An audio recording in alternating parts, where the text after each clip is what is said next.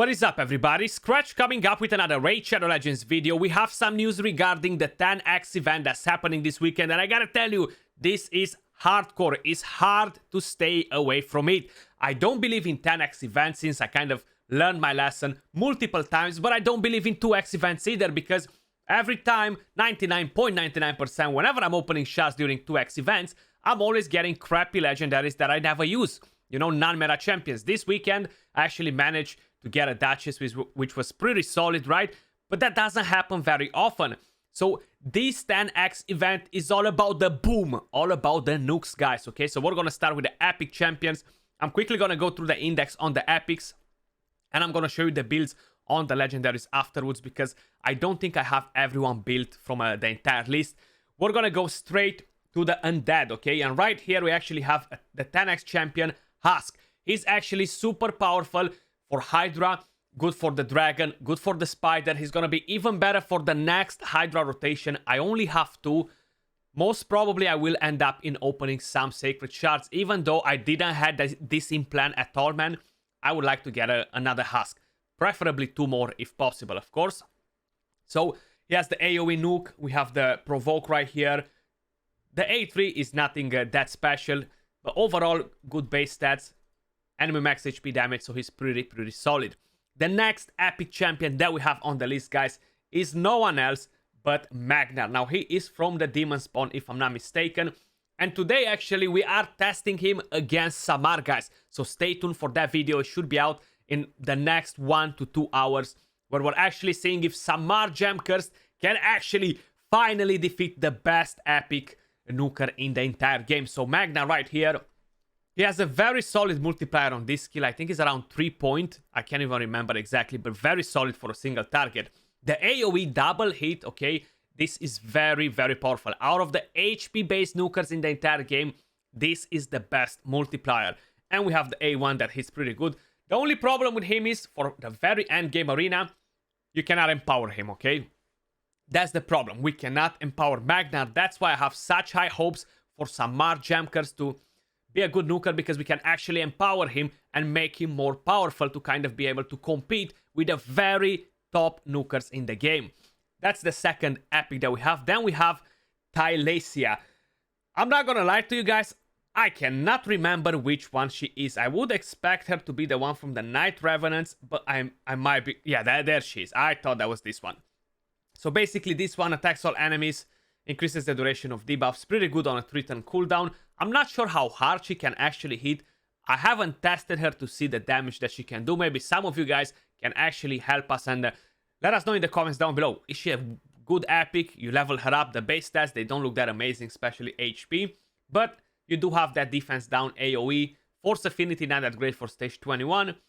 And overall, I'm not always prioritizing defense down in every single faction, honestly. So up to you guys if you're deciding to build this champion. Personally, I don't have her at 60 and I'm not planning to make her at 60 anytime soon. The next champion that we have right here, no one else but Gembo, or how I like to call him, Jimbo. But this one is a very powerful champion, speed aura for arena. We have this passive that ignores unkillable buffs if he's under increased attack, immune to decreased attack. Very solid, that thing actually.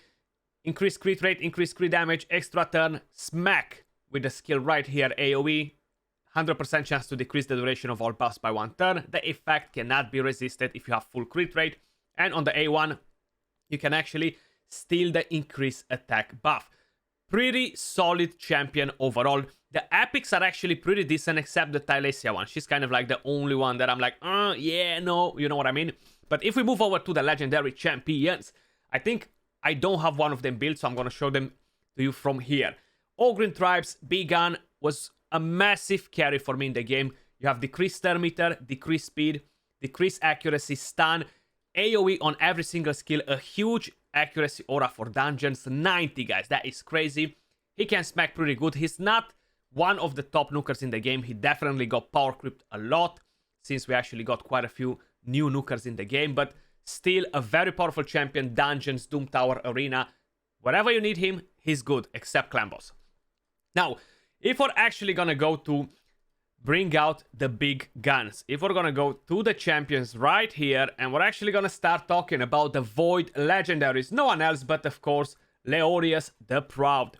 So I'm running him in my defense quite often. I'm not running him as often in offense, but he is overall a very powerful champion. Not only that he places unkillable when he loses HP, but he deals so much damage when his HP is low. That's why I'm not using him in offense as much, you know. I want him to take damage. It's pretty hard to organize it in offense if you're going against top teams. With this one right here, attacks all enemies, has a chance to land fear and weaken.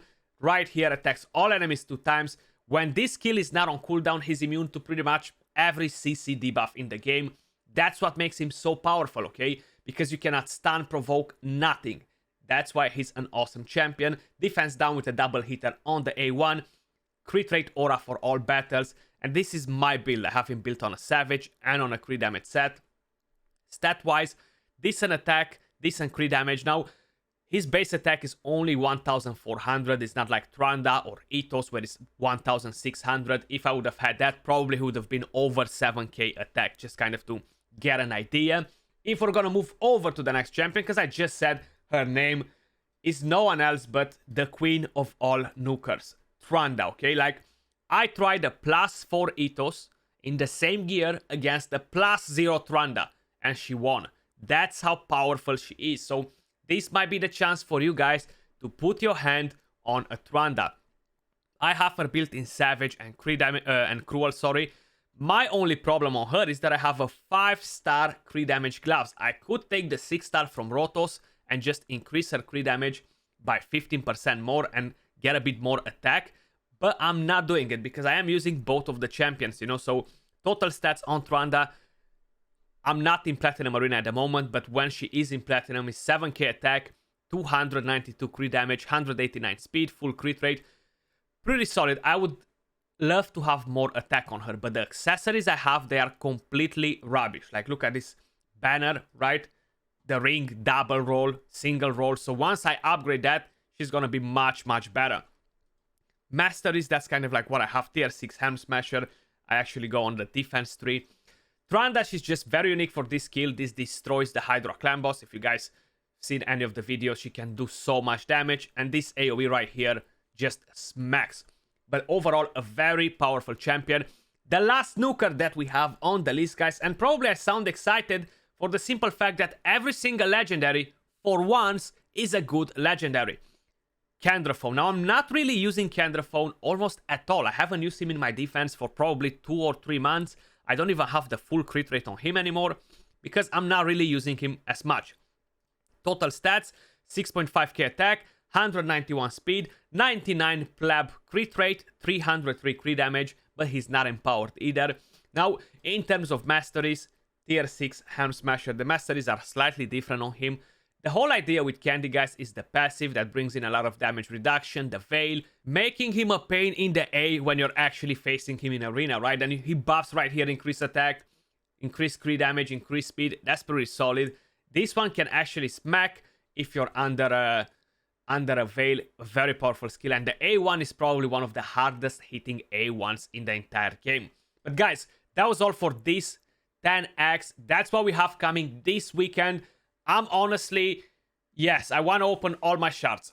I honestly want to open all my shards. I'm not sure what I'm going to do, but I'll definitely keep you posted because we don't really have many 10x's when all the champions are decent. And yeah, still the 10x chance is rubbish. I'm not really close to the Mercy system because I opened shards for the 1+1 legendaries on the ancient shards, and I'm like, I think like 6 shards in the Mercy, so it's gonna take me a while. But that was all for this video. Much love, appreciate all of you guys watching. Let me know in the comments down below, are you gonna pull for this or you're not? But I'll catch you all soon in the next one. Peace.